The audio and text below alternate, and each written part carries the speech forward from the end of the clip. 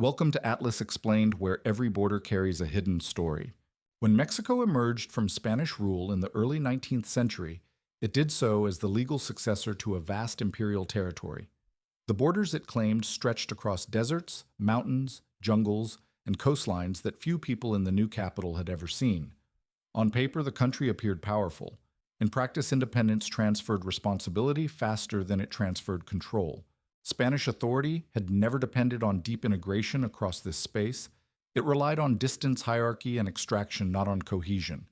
Administration was uneven, communication slow, and loyalty often personal rather than institutional. When Spanish rule collapsed, those structures did not transform into a national system. They simply disappeared. What remained was a map without the machinery that had once held it together. Mexico's early leaders understood this problem, even if they could not solve it. The new state inherited land that was expensive to govern and difficult to defend. Roads between regions were poor. Revenues were limited. Military units were scattered and politically divided.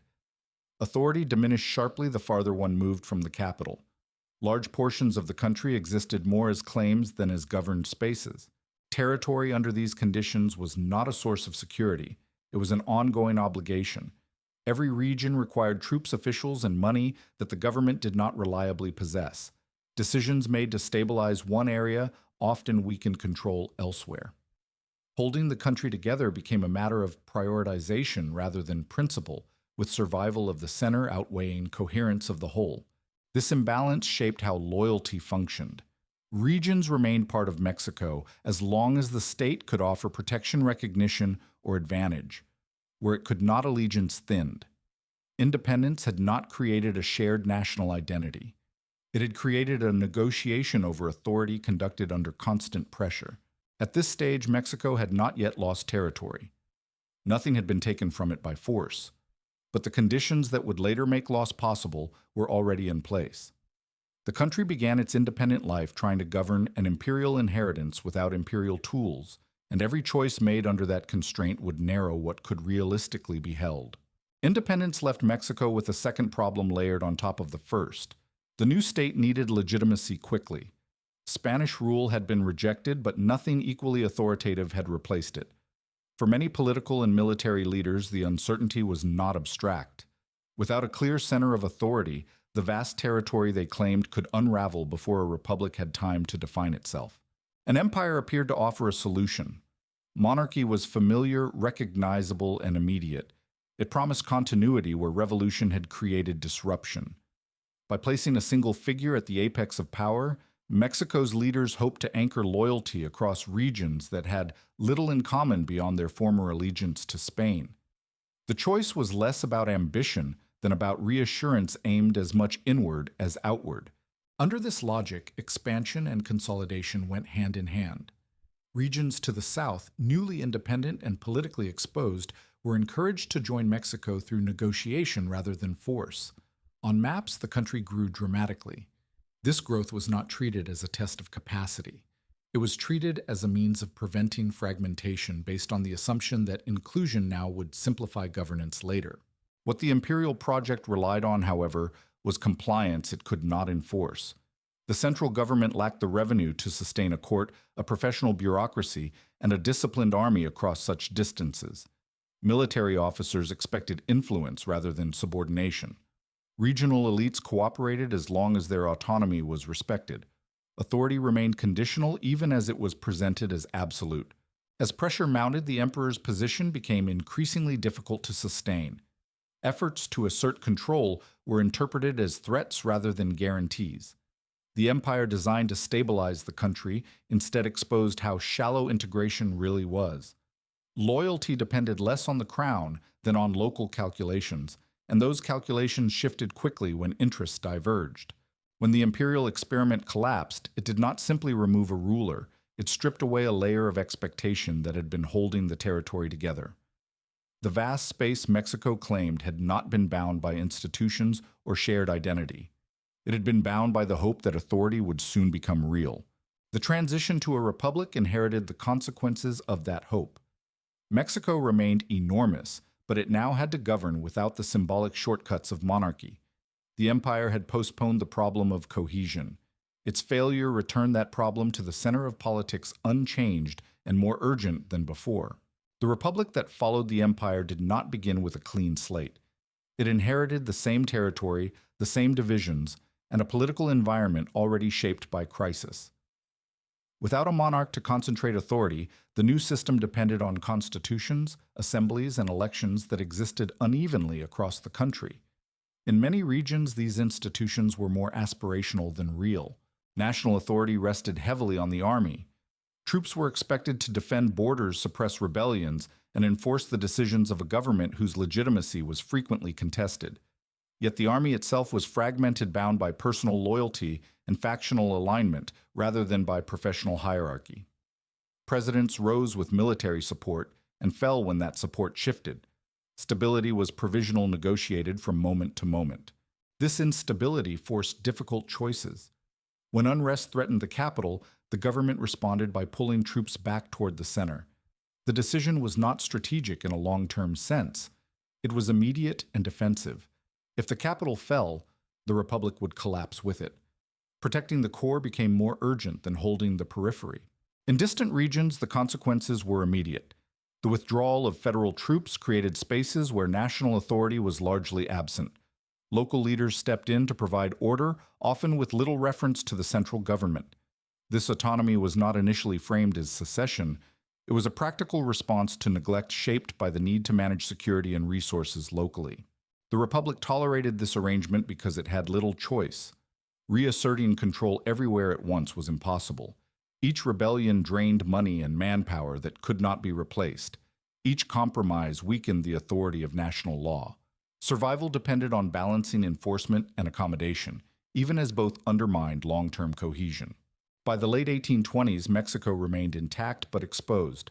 The country functioned through a series of temporary equilibria rather than durable settlement.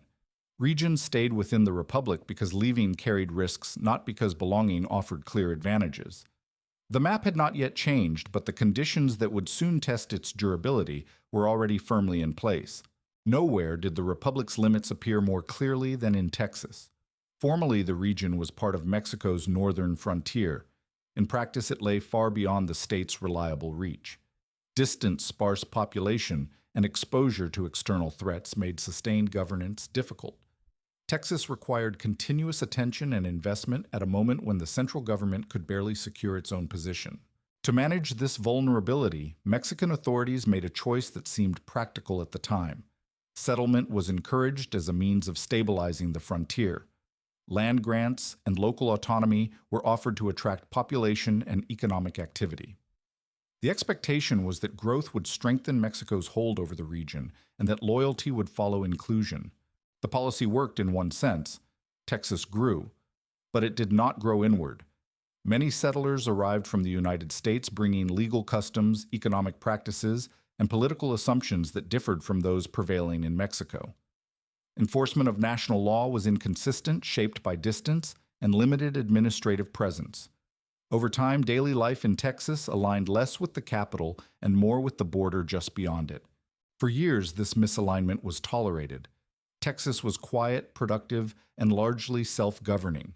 The central government accepted this arrangement because enforcing uniformity would have required resources it could not spare. As long as the region did not openly challenge authority, its peculiarities were manageable. The situation changed when political instability in Mexico intensified and national policies shifted. Measures intended to restore order elsewhere began to reach Texas as well. Laws that had gone unenforced were suddenly asserted. Autonomy that had been informal was now questioned.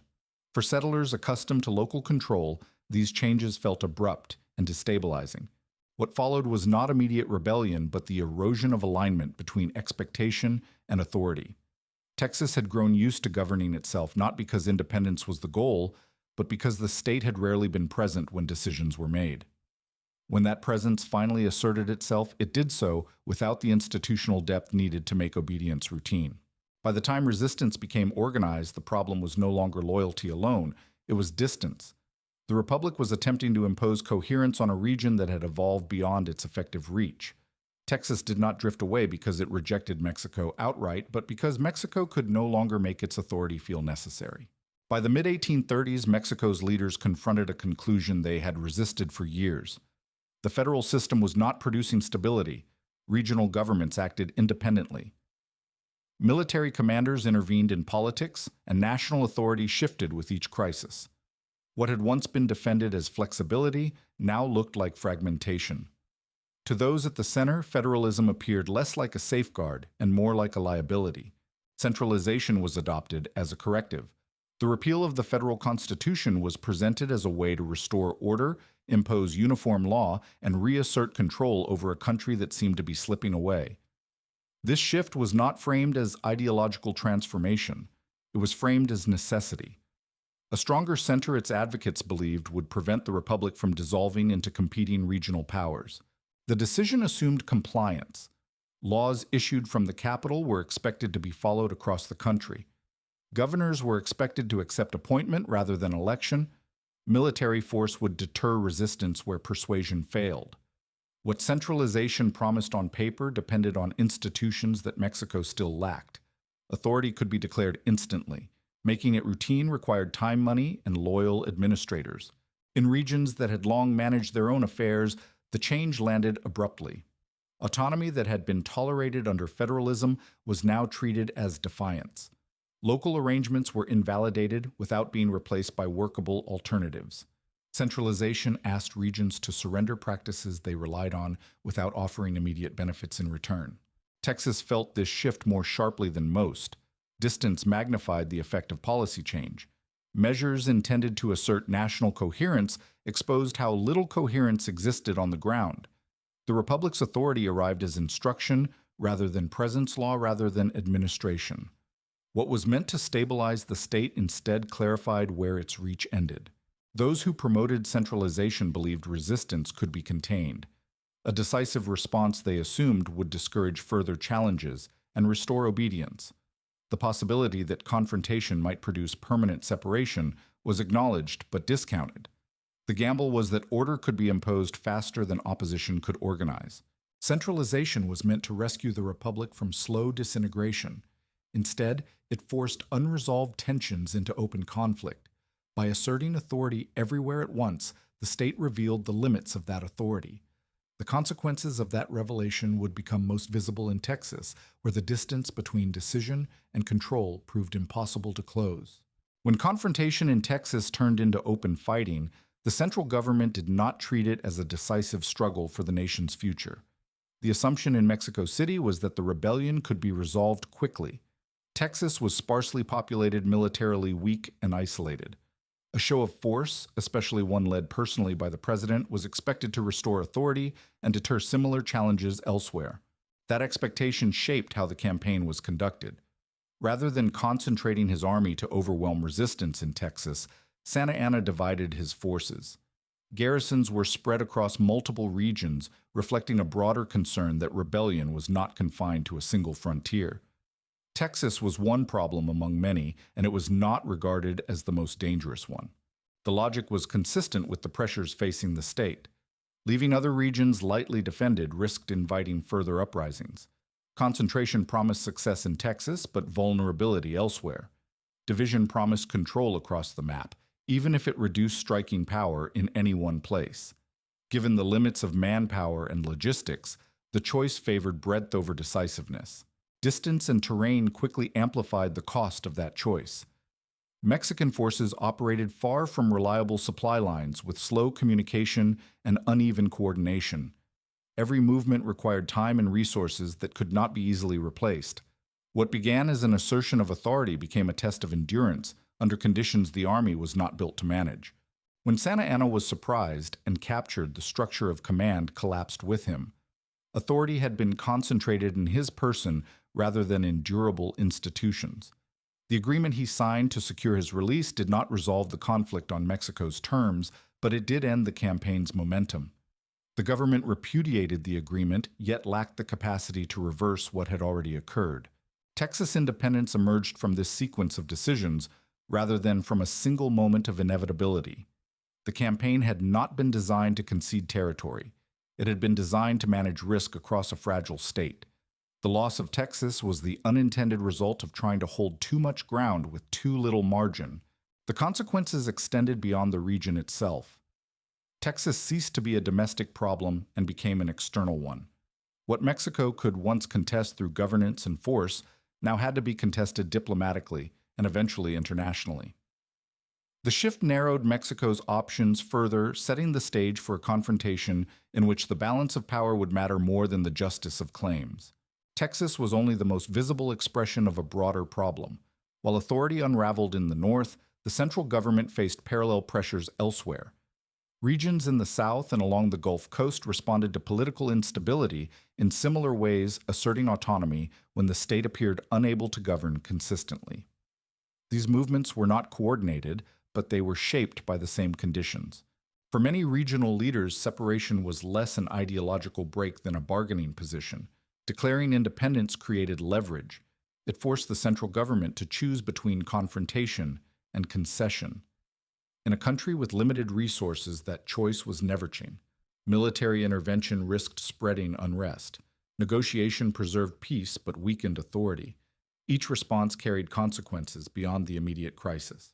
The government's ability to act decisively was constrained by exhaustion. Years of internal conflict had drained finances and fractured loyalty within the army. Units moved constantly from one hotspot to another, often arriving after the political moment had passed. Victories, when achieved, were temporary. Control could be restored in name without resolving the conditions that had prompted defiance in the first place. The Yucatan Peninsula illustrated these limits.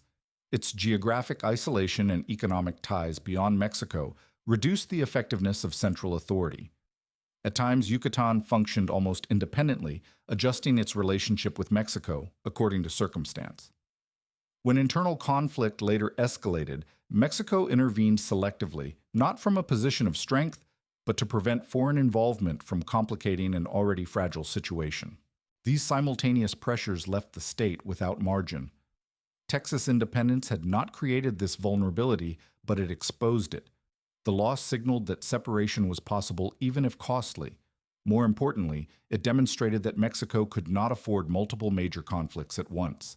Every new crisis reduced the options available to address the next one.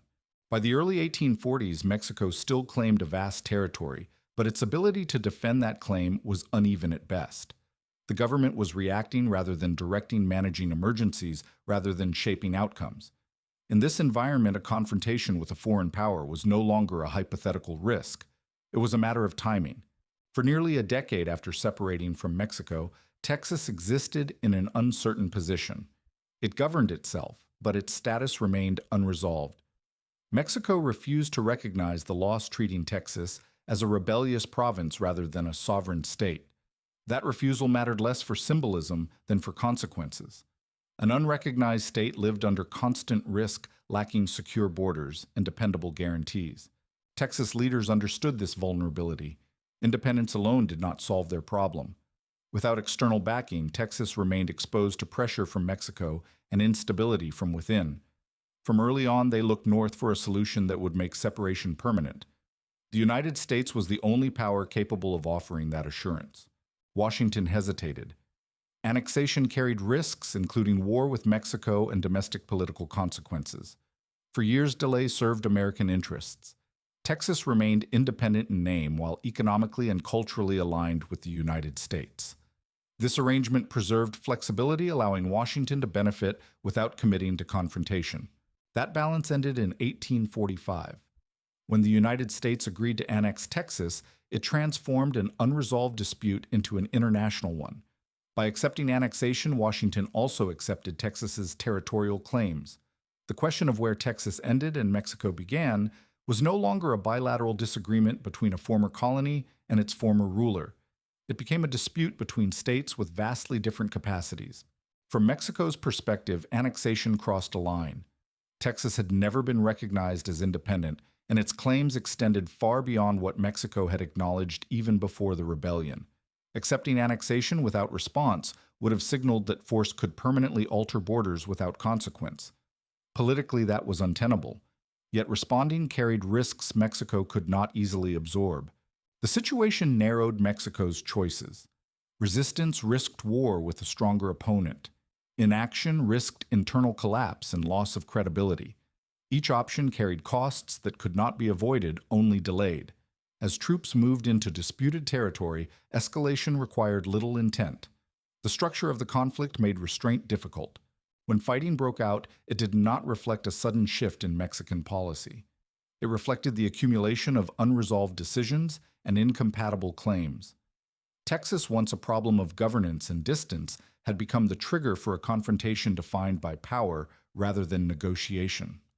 Mexico now faced a war shaped not by what it wanted, but by what it could no longer prevent. Once war began, the limits that had constrained Mexico for decades asserted themselves all at once.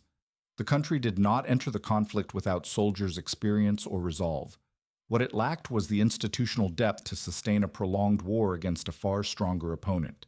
The army was divided by factional loyalty, supply systems were fragile, and the treasury was already strained by years of internal instability. The United States approached the war under very different conditions. Its political leadership was comparatively unified, its logistics more reliable, and its capacity to replace losses far greater. These differences did not guarantee an easy campaign, but they shaped how each side could respond when plans failed. Where American forces adjusted and reinforced Mexican forces were often forced to choose between retreat and exhaustion. American strategy exploited this imbalance methodically.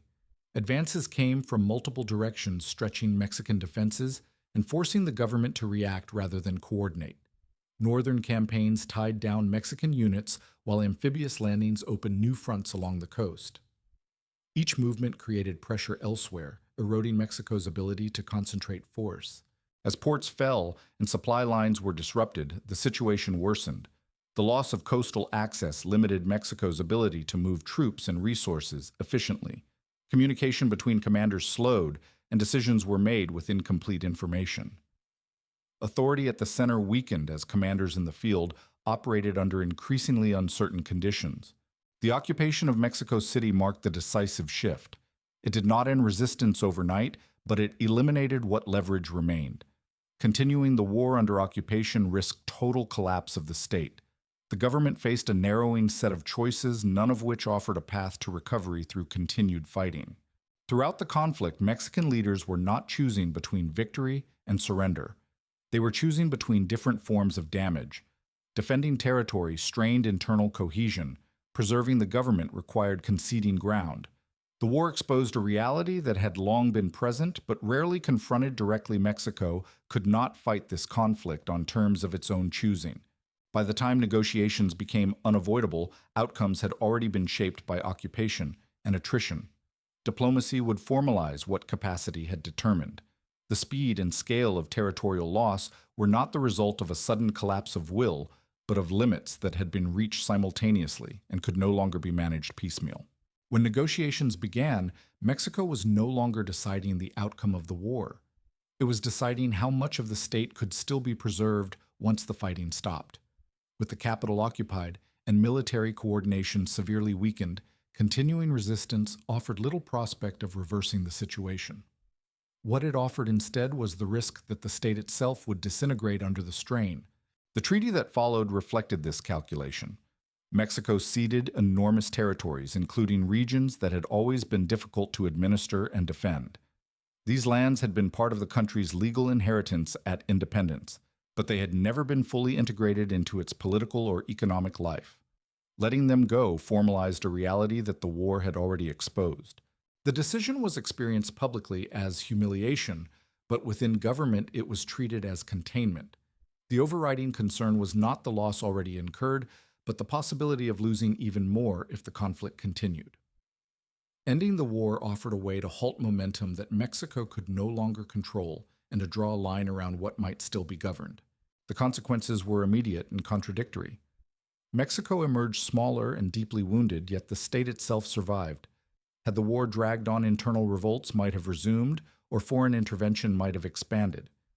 The treaty reduced the country to a size more closely aligned with its administrative and military capacity, though at a cost that would shape national memory for generations. This moment marked a quiet shift in how territory was understood. Land ceased to be treated as an abstract inheritance from empire and became a question of what could actually be held. The agreement did not restore stability, but it changed the nature of the challenge. The period of rapid cascading loss ended here not because Mexico had regained strength, but because it had reached the point where further loss threatened survival itself. The years after the war clarified a distinction that had been blurred during the crisis. Some territories could be drawn back toward the center, others could not. The difference had little to do with desire or legitimacy. It depended on whether Mexico could act without provoking a stronger external response and whether reintegration could be sustained once achieved. The Yucatan Peninsula sat at the edge of this calculation. Its geographic isolation and long-standing economic ties beyond Mexico had always limited central authority there. When conflict within the region escalated, local leaders sought assistance abroad, raising the prospect that foreign powers might intervene. For Mexico, this altered the stakes. The question was no longer simply whether Yucatan could be controlled, but whether failing to act would invite outside influence that the state was even less equipped to manage. Mexico intervened selectively. The aim was not to impose comprehensive control, but to prevent fragmentation from hardening into permanent separation backed by external guarantees. Much of the peninsula was reincorporated, yet this outcome depended on circumstance rather than strength. Control returned unevenly shaped by compromise and the avoidance of wider conflict, rather than by decisive authority. Other territories followed different paths, where external powers provided protection or where reintegration would have required reopening conflicts Mexico could not afford loss became permanent. The government did not abandon these regions casually. It recognized that attempting recovery under unfavorable conditions risked repeating the disasters of the previous decade. These experiences reshaped expectations in the capital. The possibility of restoring the old map faded from serious consideration. Policy shifted toward preserving what remained rather than reclaiming what had been lost. The memory of how quickly territory had vanished during the war weighed heavily on decision-making. Yucatan demonstrated both the reach and the limits of post-war Mexico. The state could still act when conditions allowed, but only within narrow constraints. Territory could sometimes be held occasionally recovered, but rarely reshaped. The era in which borders were fluid had passed. What followed was a period defined by caution, shaped by the recognition that stability now depended less on ambition than on restraint. The final major change to Mexico's northern border did not come through another war, but through a decision shaped by memory. By the early 1850s, the state was still struggling to stabilize its finances and political institutions. The imbalance revealed by the recent conflict had not narrowed. If anything, it had become more apparent. Territorial disputes were no longer abstract questions of sovereignty. They were potential triggers for disasters Mexico could not afford to repeat. When the United States proposed purchasing a narrow strip of land along the northern frontier, the offer was framed in practical terms. The territory was sparsely populated and difficult to administer. Its value lay less in what it was than in what it enabled, particularly transportation and infrastructure beyond Mexico's immediate control. For Mexican leaders, however, the land itself was secondary. The central concern was what refusal might provoke. Antonio López de Santa Anna, once again in power, accepted the sale. The decision was deeply unpopular, but it followed a logic shaped by recent experience. Confrontation had proven costly and unpredictable. Even limited disputes carried the risk of escalation. Selling land appeared to offer certainty where resistance promised only exposure. This choice did not signal indifference to territory. It reflected a narrowing definition of sovereignty. Holding every claim was no longer the measure of independence. Preventing further dismemberment had become the priority.